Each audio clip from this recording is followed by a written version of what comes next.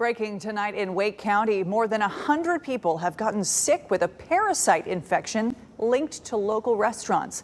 WRAL health reporter Grace Haba has been working on this story all day long. You've been able to put a lot of the puzzle pieces together in just the last few hours. Grace, what's the latest? Ashley, that's right. A viewer reached out to us saying she had tested positive for this parasite after eating at a local restaurant. Now, after contacting state, local, and national health officials all day long, we now know that the county is investigating an outbreak of 134 cases tied to herbs and vegetables served in 3 different restaurants here in Wake County.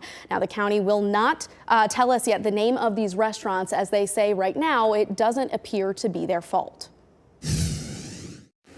The parasite, cyclospora, is microscopic and too small to see with the eye. But one woman in Wake County tells us its infection packs a highly unpleasant punch. For me, it started with incredible body aches, incredible fatigue, terrible stomach ache, nausea. The WRAL viewer asked us not to use her name, but says she got sick July 11th. She was bedridden for over a week, not knowing what was making her sick. It was only when a friend got so sick they were hospitalized that a stool sample was tested and revealed a parasite was to blame.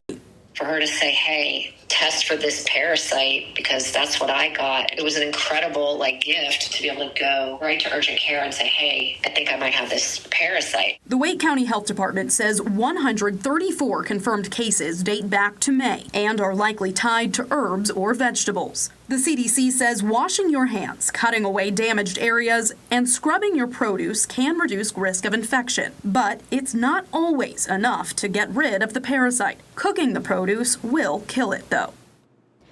Now, one area doctor I spoke with actually tells me that typical stool tests that you'd go and get if you feel sick don't actually look for this specific type of infection. So a doctor actually has to specifically by name request for the lab, Ashley, to include this parasite in that test. All right.